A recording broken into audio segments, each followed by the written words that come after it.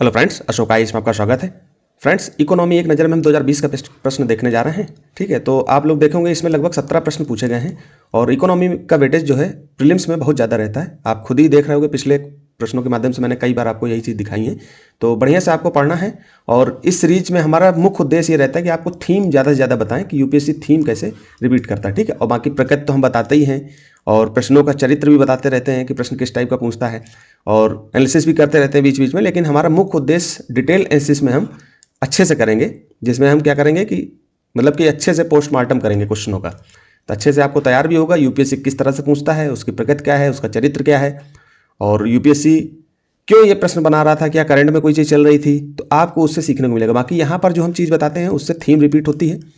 तो थीम कैसे रिपीट होती है, उससे क्या होगा कि अभी आप जैसे कोई मटेरियल पढ़ रहे हो तो उससे आपको पढ़ने में बहुत ज़्यादा मदद मिलेगी। तो अभी आपको पढ़ने का समय है, इसलिए हम ये सीरीज ला रहे हैं। जब आपका प्रैक्टिस का समय आ जाएगा पिछले आगे आने वाले 10-20 दिनों में, तो हम डिटेल एनालिसिस लेकर के चले आएंगे। तो उस समय प्रैक्टिस भी करिए और रिवीजन भी होता रहेगा। मान लो इकोनॉमी, आप इकोनॉमी एक नज़र जो हम ये सीरीज पढ़ा रहे हैं, जो हम अभी करने जा रहे हैं डिस्कशन एक नज़र, इससे क्या होगा कि आपने सिलेबस को अच्छे से पढ़ लिया। ठीक, एक बार पढ़ लिया सिलेबस को, अब रिवीजन करना है तो आप अपने स्तर से तो रिवीजन कर ही रहे हो। बाकी हम जब डिटेल एनालिसिस लेकर के आएंगे तो वहां पर भी, क्योंकि क्वेश्चन मान लो एक क्वेश्चन पूछा गया, ठीक, उसके 4 ऑप्शन है, ए बी सी और डी। अब चारों ऑप्शन को अच्छे से हम जो क्या करेंगे, बढ़िया से जो है विस्तार से चर्चा करेंगे। तो यही आपका जो टॉपिक इंपॉर्टेंट टॉपिक होंगे, इन्हीं टॉपिकों में से आपका रिवीजन भी, जो आप सिलेबस में यहाँ पढ़े होगे वही इनका रिवीजन होगा। यहाँ पे लगभग आपका 70 से 80% सिलेबस ऐसे ही कवर हो जाएगा। बाकी आप अपने स्तर से प्रैक्टिस करते रहिए और बाकी हम कोशिश करेंगे कि आपको जो है प्रैक्टिस ज़्यादा से ज़्यादा कराएं। 1979 से 2025 तक के प्रश्नों की प्रैक्टिस कराने का हमारा सोच है, कोशिश करेंगे, क्योंकि हमारे पास टीम नहीं है, लेकिन आप अपने स्तर से जरूर प्रैक्टिस करते रहिए। बाकी ये 2025 तक तो हम करा ही दिए हैं, तो आप इन्हीं को देखोगे तो इसमें काफ़ी फायदा मिल जाएगा। और 2013 से लेकर के 2025 तक हम जो है क्या करेंगे, डिटेल एनालिसिस लेकर के आएंगे, तो उससे भी आपका प्रैक्टिस हो जाएगा। बाकी आप एक कोई टेस्ट सीरीज अगर चाहो तो, जरूरी नहीं है, एक कोई टेस्ट सीरीज आप कर सकते हो। बाकी 1979 से 2025 तक के पेपर आपने एमसीक्यू रूप में लगा लिए तो आपका काफ़ी हद तक मदद उससे मिल जाएगी।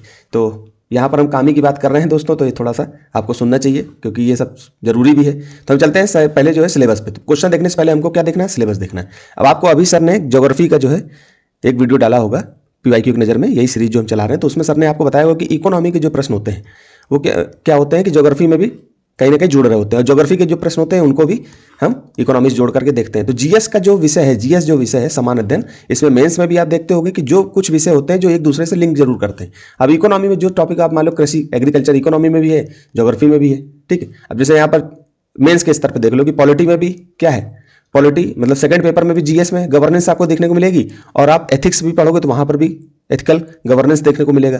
तो वो कहीं ना कहीं जब आप सारे सब्जेक्ट पढ़ लोगे तो एक सब्जेक्ट का दूसरे सब्जेक्ट से लिंकिंग दिखाई देती है। तो यूपीएससी ये प्रश्न हमको किसी एक खांचे में सेट करके नहीं देता है, बस हम अपने स्तर से उनको अलग कर लेते हैं कि इसको इस खांचे में रख लो, इसको इस खांचे में रख लो, और सेट हो जाता है। तो यहाँ हम सिलेबस देखते हैं कि यहाँ क्या है, इकोनॉमी और सामाजिक विकास। ठीक, इनको बहुत ध्यान से पढ़ना है। इकोनॉमी, इकोनॉमिक यहाँ इंग्लिश भी देखिए, एंड सोशल डेवलपमेंट। ठीक है, तो आपको पता है कि आर्थिक विकास होगा तो सामाजिक विकास भी होगा। ठीक, ये तो हम अब डिटेल में हम नहीं जाएंगे कि उसमें हम जाकर के इकोनॉमी को केंद्र में रखते हैं, फिर आर्थिक विकास होगा, फिर सामाजिक विकास होगा, फिर उसके बाद राजनीतिक विकास होगा, फिर सांस्कृतिक विकास सबसे लास्ट में होता है। वो सब हम बात की बातें हैं, वो सब बात की बातें करेंगे। बाकी यहाँ पर हमें काम की बातें करनी है। अब यहाँ क्या कह रहा है, सतत विकास। सतत विकास का मतलब मैंने पिछले वीडियो में भी आपको बताया कि सतत विकास का मतलब ऐसा विकास करना है, मान लो कि आप कोई बिल्डिंग बना रहे हो या पानी, मान लो पानी आप यूज कर रहे हो, तो पानी को आप यूज करिए, लेकिन उसके वेस्टेज को नदी में ऐसे मत बहाइए कि अगली बार जब हमारे पीढ़ी जो जनरेशन पीछे से आ रही है उस नदी के पानी का यूज ही नहीं कर पाए।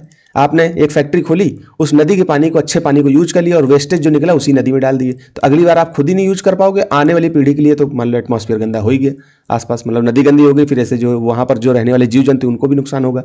फिर गरीबी, इसमें आप जानते ही हो कि मेंस में भी दिया हुआ है, तो आपको अच्छे से पढ़ना चाहिए। समावेशन, समावेशन में कई प्रकार होते हैं, वित्तीय समावेशन होता है, सामाजिक समावेशन होता है, ठीक है, और भी अन्य पक्ष भी होते हैं। फिर जनसांख्यिकी, अब देख ही रहे हो कि हमारी आबादी क्या है, अच्छी खासी आबादी हमारी युवा आबादी है। अगर आप उन मतलब कि डेमोग्राफिक का अच्छा इस्तेमाल नहीं कर पाओगे तो वो अर्थव्यवस्था के लिए हमारे भाई, अभी हम लोग यंग हैं, कुछ समय बाद क्या हो जाएंगे, हम भी बूढ़े होंगे। तो जब बूढ़े हो जाएंगे तो हमारी जो आज कार्य करने की क्षमता है वो कल को क्या हो जाएगी, धीमी हो जाएगी।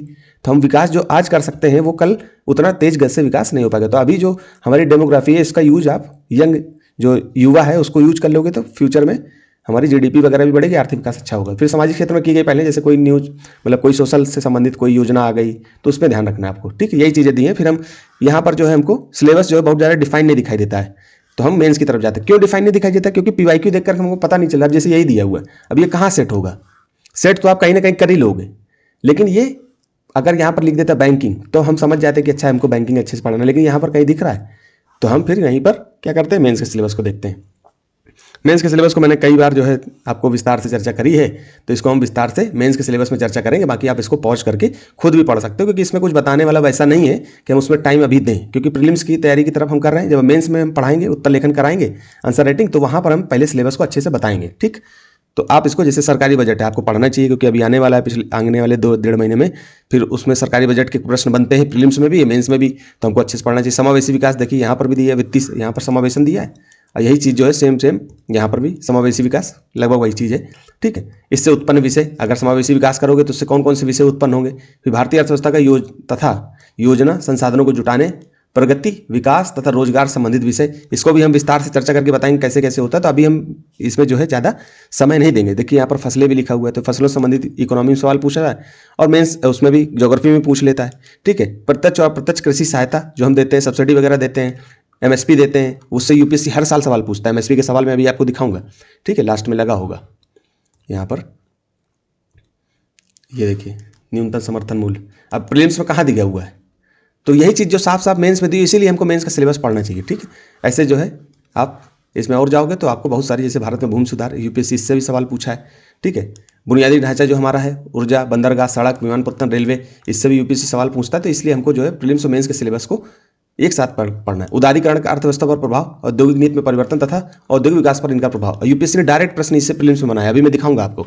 ठीक है, तो हम चलते हैं सीधे प्रश्नों पर। ठीक है, अब देखिए यहाँ पर हम विस्तार से दोस्त नहीं चर्चा कर सकते, क्योंकि समय हमारे पास कम है और आपको ज़्यादा से ज़्यादा चीज़ें कवर करानी है।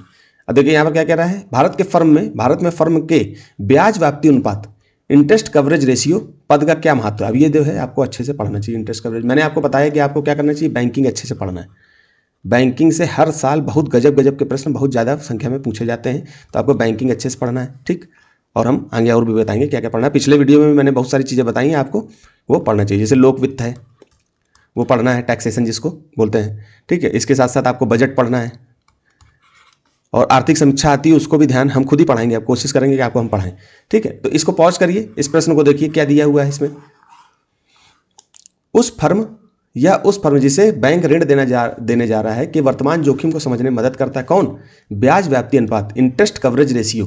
ठीक है, या उस फर्म, यहाँ कॉमा लगा, यहाँ रुका करिए, प्रश्न इसी से समझ में आता है। जिसे बैंक ऋण देने जा रहा है कि आने वाले जोखिम के मूल्यांकन में मदद करता है। उधार लेने वाली फर्म, जो कंपनी होगी, फर्म होगी, उसका ब्याज व्याप्ति अनुपात जितना अधिक होगा, उसकी ऋण समाशोधन क्षमता उतनी ही खराब होगी। अब ये चीज़ आपको अच्छे से हम डिटेल एनालिसिस में तो बताएंगे। अभी आपको क्या करना है कि बैंकिंग पढ़नी, बैंकिंग में आपको ये जाकर पढ़ना है, ब्याज व्याप्ति अनुपात। अब पिछले वीडियो में मैं बताता रहा हूँ आपको बैंकिंग पढ़नी है, तो आपने बैंकिंग में मान के चल रहा हूँ कि आपने पढ़ी होगी, तो ये क्वेश्चन आप वैसे भी कर लोगे। ठीक है, आगे चलते हैं हम, फिर से रिवीजन कर लीजिए। अगर जिन लोगों ने पढ़ लिया है तो वो इसको रिवीजन कर लें, और पॉज करके मैं आंसर नहीं बताता हूँ तो इनका फायदा भी लीजिए कि यहीं पर पॉज करके अपने मन से बगल में एक कॉपी रखिए। मैंने आपको बताया कि बुक तो आपको रखनी, जब मैं पढ़ाऊँ तो बुक आपके पास होनी चाहिए। इसके साथ साथ एक रफ कॉपी भी रख लो, यहीं पर आप जो है इसके आंसर भी लिखते जाओ कि इसका बी होगा, उसका सी होगा। ठीक है, बाद में अपना जो है सर्च कर लो, या तो फिर जो है यूपीएससी की वेबसाइट से आंसर की निकाल लो, नहीं तो हम डिटेल एनालिसिस पे चर्चा करेंगे। ठीक, फिर क्या कह रहा है, भारत में अंतर्राष्ट्रीय व्यापार निम्नलिखित में से कौन सा कथन सही है। भारत के माल का निर्यात माल के आयात से कम है। अब देखिए ये सवाल बहुत कॉमन सेंस से किए जा सकते हैं। अब देखिए आपको पता है कि हम निर्यात जो है बहुत कम कर पाते हैं, आयात ज़्यादा करते हैं, तो आपको यहीं पर समझ में क्या कथन सही पूछ रहा है। ठीक है, तो भारत के माल का निर्यात माल के आयात से कम है, तो आपको लगे कि हाँ यार ये सही लग रहा है। ये आप नॉर्मल पढ़ रहे होगे तो ये न्यूज़पेपर डेली पढ़ रहे हो, उसी से ये प्रश्न बन जाएगा।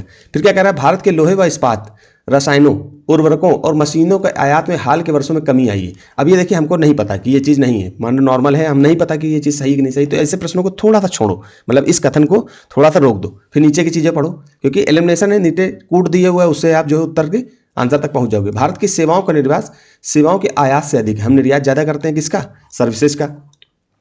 तो ऐसे ही जो है इसको करो तो ये हमको सही लग रहा है। तो एक जहाँ पर एक सही है, तीन सही है, तो एक तीन कहाँ पर है, यहाँ पर है, तो ऑटोमेटिक यही सही हो जाएगा। तो ऐसे प्रश्न 2020 तक हो। अब धीरे धीरे प्रश्नों को थोड़ा सा टफ की ओर बढ़ रहा है। 2019 के बाद से यूपीएससी थोड़ा टफ की तरफ बढ़ रहा है, लेकिन ऐसा नहीं कि हम कट ऑफ क्लियर नहीं कर पाएंगे। फिर देखिए, यदि आप बैंक का सवाल है, बैंक के मांग जमा खाते मतलब डिमांड डिपॉजिट। अब आपको पता है डिमांड डिपॉजिट क्या होता है, पता होना चाहिए। जैसे छोटी छोटी शब्दावलियाँ, जैसे एफडी, आरडी, ये क्या होती हैं, फिक्स्ड डिपॉजिट, रिकरिंग डिपॉजिट, ये क्या होते हैं, इनके बारे में पता होना चाहिए। बैंक डिमांड डिपॉजिट, इसके अंतर्गत क्या आता है, क्रेडिट कार्ड कैसे जारी होता है, ये सब छोटी छोटी जानकारियाँ हैं। सेविंग अकाउंट क्या होता है, ये सब चीज़ें आपको पता होना चाहिए।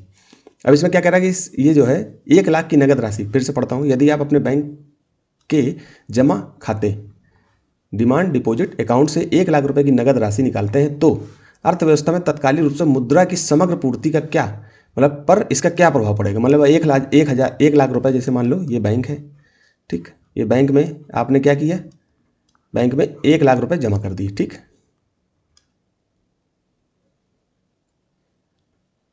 1 लाख रुपए जमा कर दिए, ठीक। अब 1 लाख रुपए जमा करे जब आपने, अब 1 लाख रुपए यही जो जमा है इसी को निकाल लिया आपने। तो ये जो मान लो आपके पास पहले नहीं थे, मतलब आप ही को रुपए था, बैंक में जमा था, अब आपने अपने पास घर में रख लिया इसको। मान लीजिए आपका घर है, यहाँ पर 1 लाख रुपए रख लिया, तो चाहे बैंक में रखो चाहे अपने पास रखो, मार्केट में तो है ही है। तो यही चीज़ सिंपल पूछ रहा है। तो इसमें क्या मुद्रा की समग्र पूर्ति में 1 लाख की कमी आ जाएगी, क्या कमी आ जाएगी मार्केट में, ये मार्केट है, मान लो इस मार्केट, मान लो ये मार्केट है पूरी, क्योंकि बैंक भी उसी का हिस्सा है, मतलब उसी में है हम, क्योंकि हमारा पैसा यहाँ भी है यहाँ भी है, समझने के संदर्भ में बोल रहा हूँ।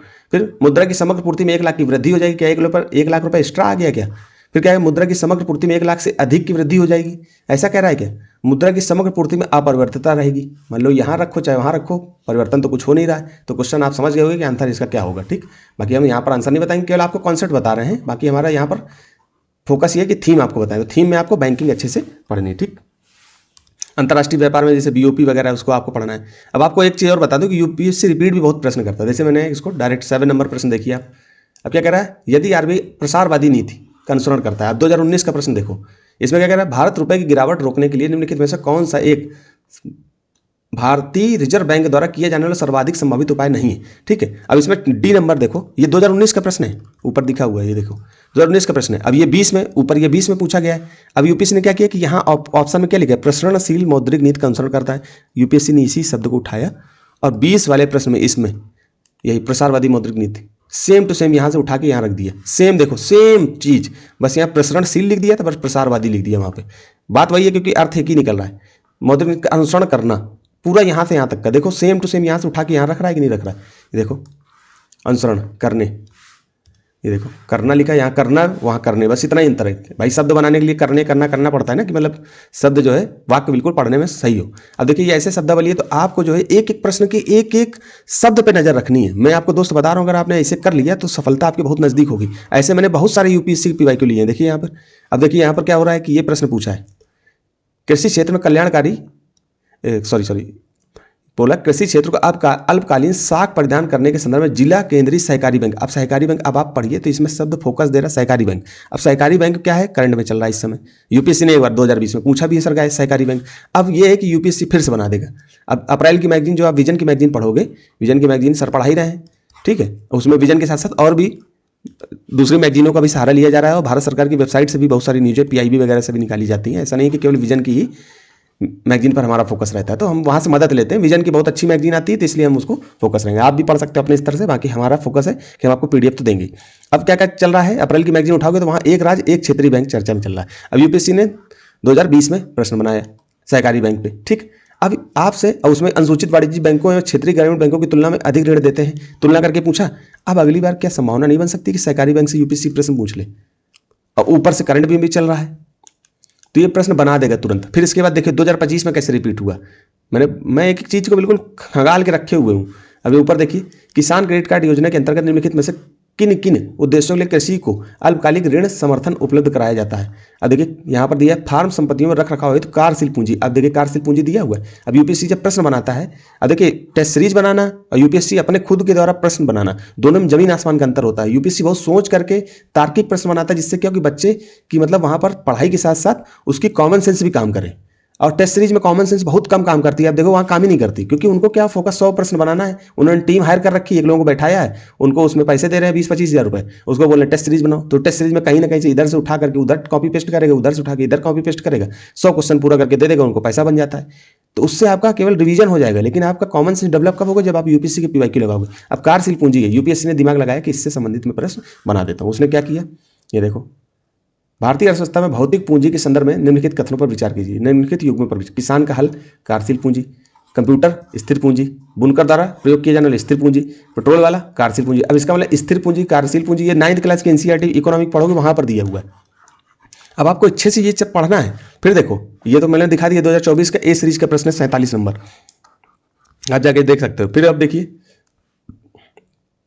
भारत में निम्नलिखित में से किन्हें कृषि में सार्वजनिक निवेश माना जा सकता है, सार्वजनिक निवेश माना जा सकता है। फिर क्या सभी फसलों के कृषि उत्पादन के लिए न्यूनतम समर्थन मूल्य निर्धारित करना, प्राथमिक साख समितियों का कंप्यूटरीकरण, सामाजिक पूंजी विकास, कृषकों का निःशुल्क बिजली की आपूर्ति, बैंकिंग प्रणाली द्वारा कृषि कृषि ऋण की माफी, सरकार द्वारा शीतागृह मतलब शीतागार जो कोल्ड स्टोरेज होते हैं सुविधाओं को स्थापित करना। अब यहाँ पर देखिए, अब देखिए यहाँ पर अब इन्हीं की बेसिक चीज़ें प्राथमिक कृषि साख। अब आप प्राथमिक कृषि पढ़ रहे हो तो इसमें क्या क्या आता है आपने इतना तो ध्यान दिया ही होगा। अब अलग चीज़ है कि देखिए कुछ लोग आलोचना करने के लिए बैठ जाएंगे कि ये कहीं से भी जोड़कर कुछ भी बता रहा है, लेकिन मैं एक तर्क को बता रहा हूँ कि यूपी, मैं वो सोच रहा हूँ कि यूपीएससी प्रश्न बनाता कैसे, हम वहां तक पहुंचा रहे हैं आपको। और आप आलोचना करने के लिए तो देखिए बैठे हो, आप कुछ भी कर सकते हो कि देखिए कुछ ने जोड़ तोड़ के तो बना ही देगा, ऐसे इतना हम कैसे पढ़ पाएंगे। तो भाई इतनी मेहनत नहीं करोगे तो आप कॉमन सेंस लगा ही नहीं पाओगे। अब मैंने देखा, मैं क्वेश्चन को पकड़ रहा हूँ तो यहाँ पर जैसे प्राथमिक द्वितीयक तृतीयक उद्योग पूछे, इसका मतलब आपको प्राथमिक द्वितीयक तृतीयक चतुर्थक और पंचम उद्योग पढ़ने हैं, मतलब कि क्षेत्र पढ़ने हैं आपको। क्षेत्रक द्वितीयक क्षेत्रक प्राथमिक क्षेत्रक तृतीयक क्षेत्रक चतुर्थ भी आ गया, पंचम भी आ गया, उसको अच्छे से पढ़ो। तो यूपीएससी वही से तो प्रश्न बना रहा है। चलते हैं हम सीधे प्रश्नों पर। कहाँ तक आ गए थे हम? यहाँ तक थे हम शायद, हाँ यहाँ तक हम चर्चा कर चुके थे। अब हम चौथे प्रश्न पे आते हैं। अब क्या कह रहा है कि यदि भविष्य में दूसरा वैश्विक संकट, अब इनसे भी प्रश्न बना है, ऐसा नहीं कि हम केवल ऐसे बता रहे हैं कि कुछ भी बीओपी वगैरह आप पढ़ोगे अच्छे से, यूपीएससी उन्हीं से प्रश्न बना रहा है, ठीक है।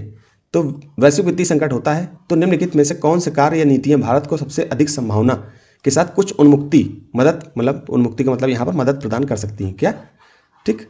तो क्या होंगी? अल्पकालिक विदेशी ऋण पर निर्भर रहना, कुछ और विदेशी बैंकों का प्रारंभ करना, पूंजी खाते में पूर्ण परिवर्तनीयता को बनाए रखना। अब जैसे पूंजी खाता आया तो तुरंत आपको बीओपी याद आ जाना चाहिए, balance of payment. Balance of payment में एक क्या खाता होता है, एक दूसरा खाता होता है, एक करंट अकाउंट होता है, एक कैपिटल अकाउंट होता है। अब कैपिटल अकाउंट में क्या आता है, करंट अकाउंट में क्या आता है, ये आपको तुरंत वहीं पर। रेमिटेंस किस में आता है, आईटी सेक्टर के द्वारा हम जो सेवाएं निर्यात करते हैं वो किस में हम करते हैं। ट्रेड अकाउंट किस में होता है, ट्रेड में विजुअल इनविजुअल होता है। करंट अकाउंट में क्या होता है, ऐसे आपको गुड्स और सर्विसेज ऐसे बांट करके देखना किस में क्या आएगा अच्छे से, ठीक है। तब आपको जो है, जब आप कॉन्सेप्ट ऐसे ही भाई पीवाईक्यू देख करके हमको रिवीजन करना ज़्यादा से ज़्यादा, जिससे क्या हो कि हमको चीज़ें समझ में आ जाए, ठीक। मतलब आगे हम जो भी चीज़ें पढ़ें तो अच्छे से पढ़ें। तो आपको क्या पढ़ना है, बैंकिंग पढ़ना है, ठीक। उसके साथ साथ बीओपी पढ़ना है। अभी तक जो भी चीज़ें हमने ऊपर बताई आपको वही चीज़ों से घुमा घुमा के यूपीएससी ने प्रश्न पूछा, ठीक। अब आगे चलते हैं हम। भारतीय अर्थव्यवस्था के संदर्भ में निम्नलिखित में से कौन सा से गैर वित्तीय ऋण मतलब गैर वित्तीय ऋण में सम्मिलित हैं। अब गैर वित्तीय ऋण क्या होता है, अब आपको वित्तीय ऋण क्या होते हैं, गैर वित्तीय ऋण पढ़ना है। फिर परिवारों का बकाया गृह ऋण, क्रेडिट कार्डों पर बकाया ऋण, राजकोषीय बिल।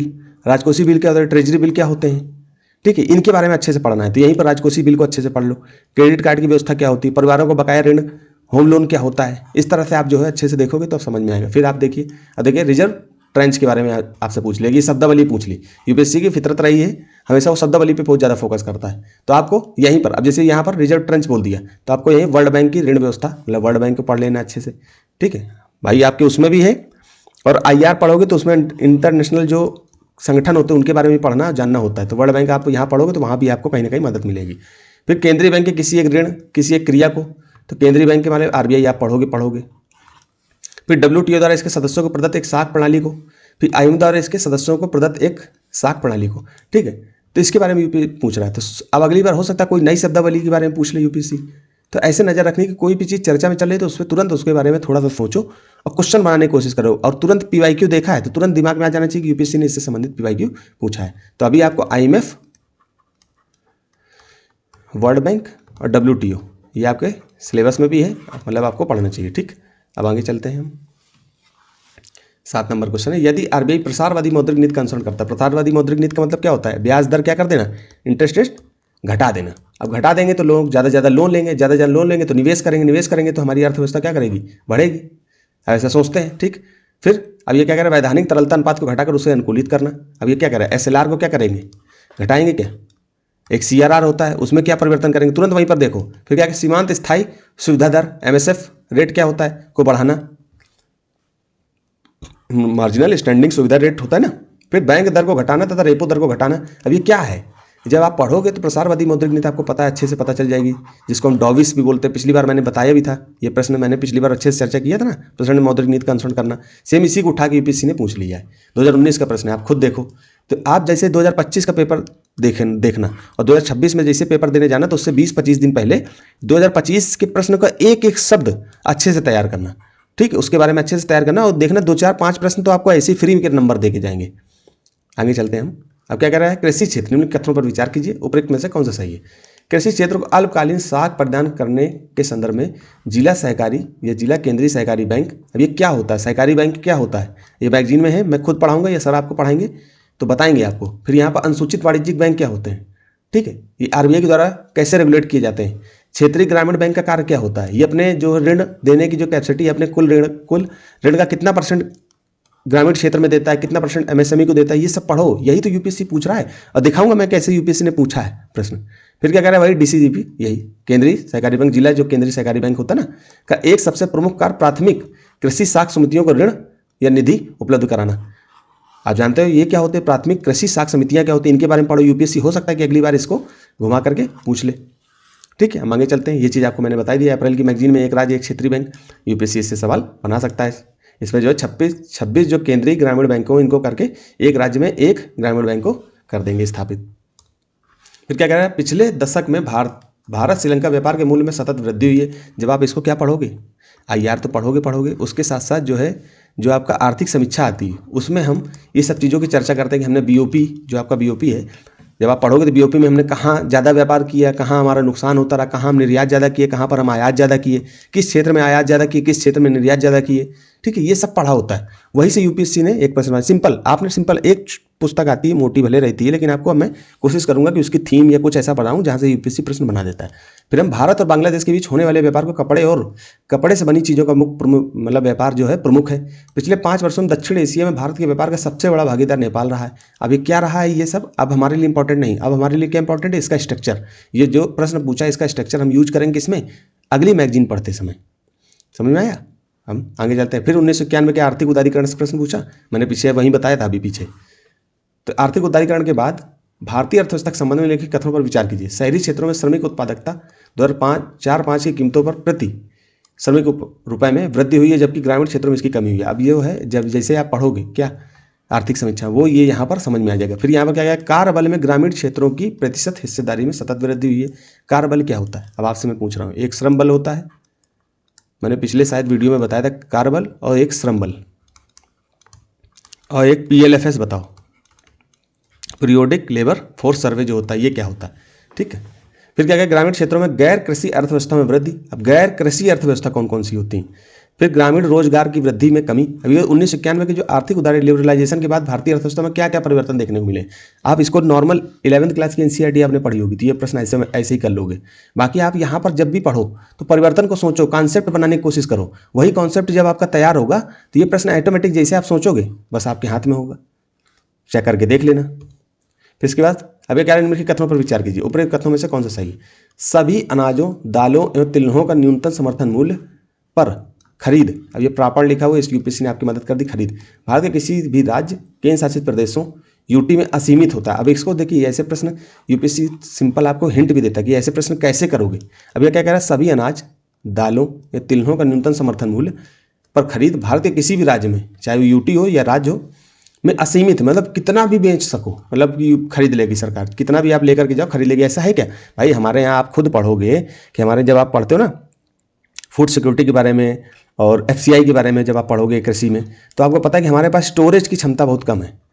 स्टोरेज अब बढ़ रहे हैं, लेकिन स्टोरेज की जो क्षमता होनी चाहिए, विदेशों में आप देखते हो स्टोरेज बहुत अच्छा, हमारे यहाँ स्टोरेज की, मतलब स्टोरेज जो होता है, अनाजों को स्टोर करते हैं तो बहुत सारी दिक्कतें, स्टोरेज हमारे पास बहुत अच्छे नहीं है। इंफ्रास्ट्रक्चर, मतलब स्टोरेज जो इंफ्रास्ट्रक्चर है वो बहुत कमज़ोर है। उसमें क्या है, जैसे चूहे खा जाते हैं अनाजों को, ठीक है। मान लो कि कितना भी अनाज, वहाँ पर करोड़ों टन, लाखों टन अनाज रखा रहता है, अब पता चला कि क्या बारिश हो गई, खराब हो गया, तो वही चीज़ें दी हुई हैं। तो असीमित अगर खरीद भी लेंगे तो हम रखेंगे कहाँ, तो ये समस्या बनी हुई है। तो ऐसे प्रश्नों को हल करना बहुत आसान हो जाता है। फिर क्या, अनाजों और दालों का एमएसपी किसी भी राज्य या केंद्र शासित प्रदेश में उस स्तर पर निर्धारित किया जाता है जिस स्तर पर बाजार मूल्य कभी नहीं पहुंच पाते। अब ये क्या सही है, एमएसपी के बारे में आपको अच्छे से पढ़ना है। इसमें मैंने पिछली बार भी बताया था, एमएसपी संबंधित प्रश्न पिछले 2-3 बार से पूछा गया है। अब इसमें कौन सी फसलें हैं, तो आप तुरंत वहाँ तिलहन की फसलें नोट कर लो कि कौन कौन सी हैं, फिर दलहन की फसलें नोट कर लो, खाद्यान्न फसल नोट कर लो, दलहन आपने नोट किया, इसमें कौन कौन सी फसल है, खाद्यान्न की फसल कौन कौन सी है, शॉर्ट में यहाँ पे खाद्यान्न, ठीक है,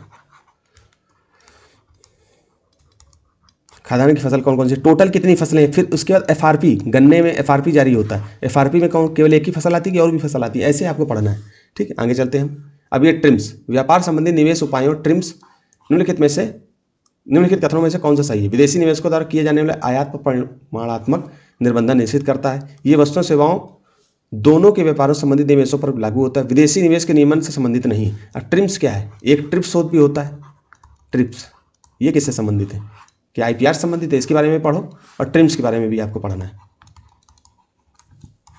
देखिए इतनी मेहनत दोस्त करोगे तभी आप सफलता के नज़दीक पहुंचोगे। फिर क्या करें, देखिए फिर आ गया। अब देखिए यहाँ पर प्रश्न ऐसे डायरेक्ट पूछ रहा है, ये एमएसपी, और यहाँ पर देखिए प्रश्न में रख दिया हाल के दिनों में, या हाल के बीते दिनों में निम्नलिखित में से कौन से कारक, कौन सी नीतियाँ भारत में चावल के मूल्य को प्रभावित कर रही हैं। चावल के मूल्य को कौन कौन सी चीज़ें प्रभावित कर रही हैं, क्या एमएसपी कर रही है, या सरकार द्वारा व्यापार करना है, या सरकार द्वारा भंडारण करना है, या उपभोक्ता सहायता की सब्सिडीज क्या है। ये करंट में चल रहा होता है, उन्हीं से यूपीएससी पूछ लेता है, तो आपको करंट की चीज़ों पर फोकस रहना, ठीक है। आगे चलते हैं हम, सिंपल प्रश्न पूछे जा रहे हैं। अब देखिए ये आपके एक मनी मार्केट होता है, एक फाइनेंशियल मार्केट होता है।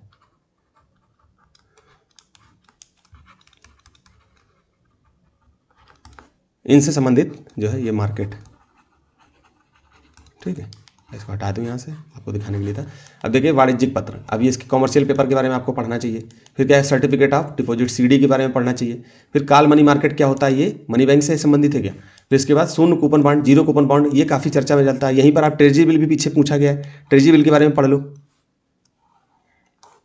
तो यूपीएससी यही तो घुमा घुमा के दोस्त पूछता है प्रश्न, इन्हीं को अगली बार हो सकता है वाणिज्यिक बिल केवल उठा करके पूछ ले। पिछली बार पूछा भी गया था कॉमर्शियल पेपर और सर्टिफिकेट डिपॉजिट से, मैंने चर्चा करी थी, वो प्रश्न में लगाया नहीं अभी, क्योंकि आधे प्रश्न ऐसे ही लगाने, क्योंकि वैसे भी इससे ज़्यादा प्रश्न पूछे गए हैं, 17 प्रश्न, और लगाता तो फिर दिक्कत होती।